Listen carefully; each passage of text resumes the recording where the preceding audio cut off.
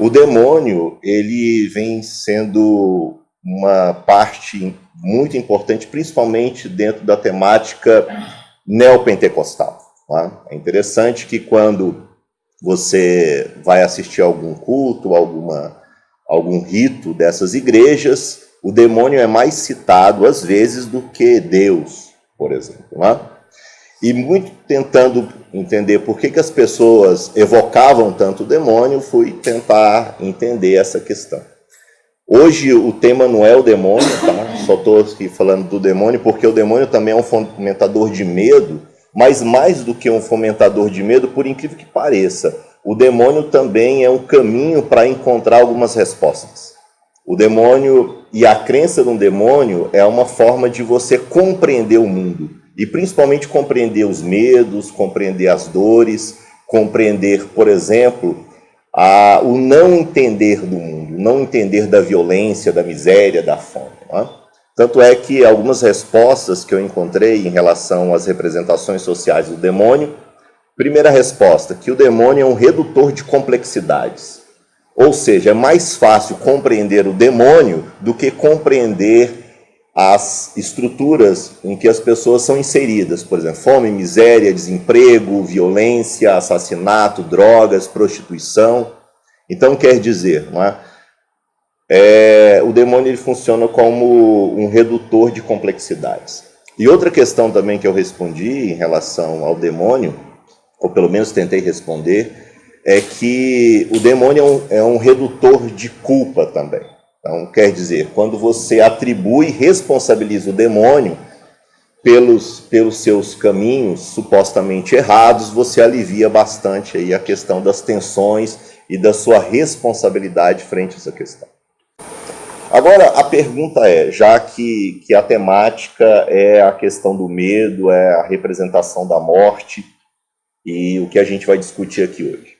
Primeiramente, quando olhamos, eu gostaria de convidá-los a gente recuar um pouco no tempo, no período pré-histórico, né? Principalmente ali no período paleolítico, que é um período bastante longo. Imagine vocês, nesse processo histórico, era muito comum o ser humano se assustar com muitas coisas. Né? Então, quer dizer, os perigos eram enormes, a vida era cercada de perigos. Então, daí vem justamente a necessidade de se resguardar numa gruta, de se resguardar numa caverna, de se resguardar, por exemplo, em cima de uma árvore. É muito comum, por exemplo, inclusive a psicanálise tenta explicar a origem do medo, por exemplo. Não é?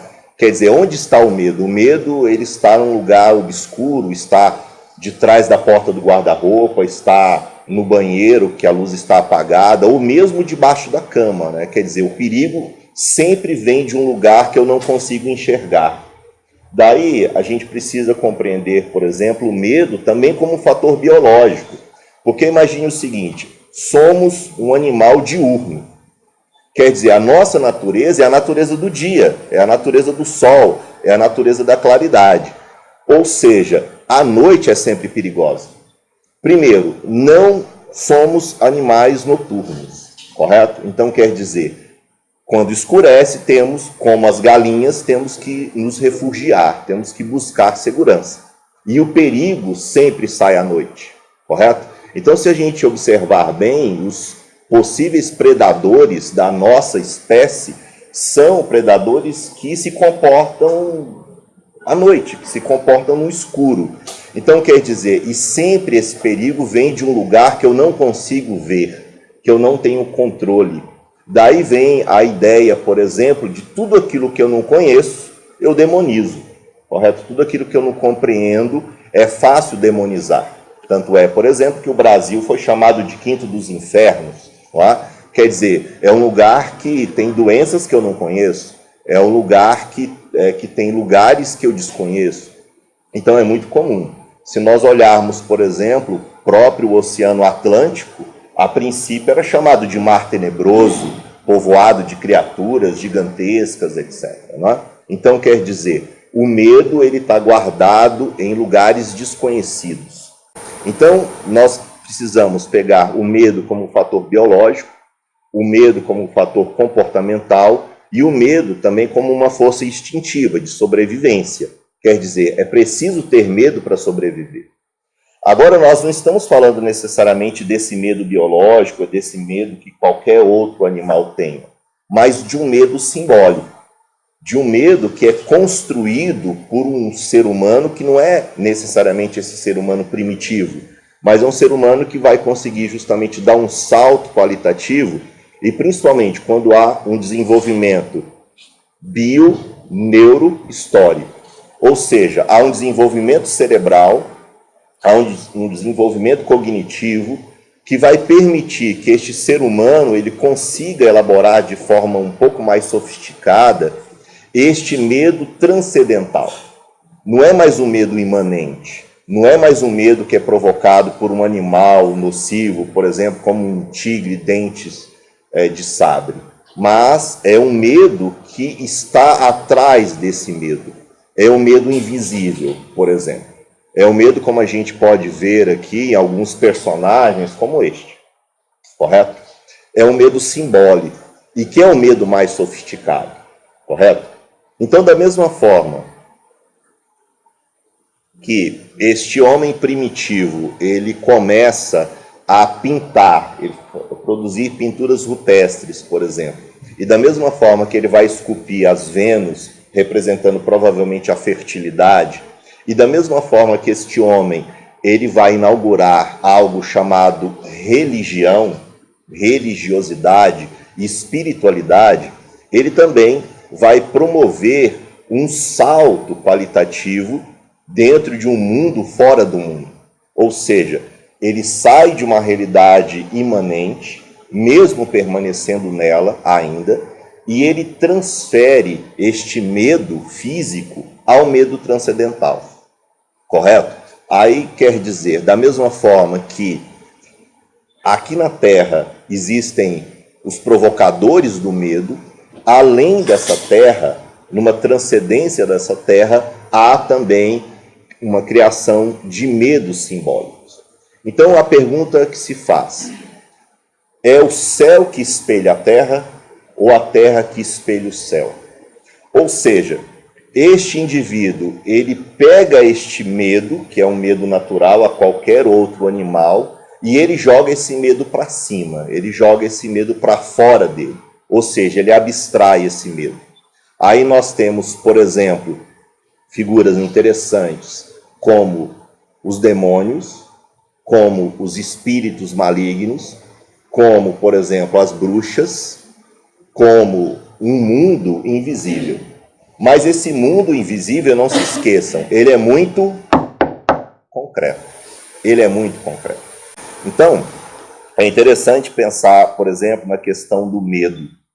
O medo, na realidade, quando você vê esse personagem, e por que esse personagem ele é tão famoso assim? Porque ele canaliza os nossos medos que são reais, que são concretos. O medo de uma criança quando sofre abuso, o medo de uma criança ou de um adolescente que é agredido na escola, o medo e a insegurança, por exemplo, e uma falta de perspectiva de futuro, o medo que é real, porque ele está concreto no nosso dia a dia, na nossa realidade, no nosso cotidiano. Então, esses personagens, eles nunca vão perder suas forças. Eles sempre vão existir. Porque os medos, eles são reais. Eles são vivenciados.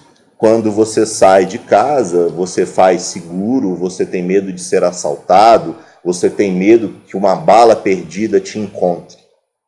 E esses medos, eles são canalizados nessas figuras.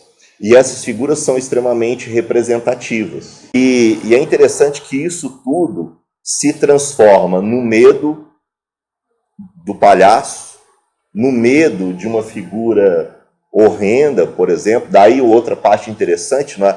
Por que o medo e por que a morte é feia? Por que essa representação? Porque a morte, ela nem sempre foi feia. E nem sempre provocou medo. A morte, em muitas culturas, ela é esperada. Inclusive, por exemplo, é bem interessante perceber isso.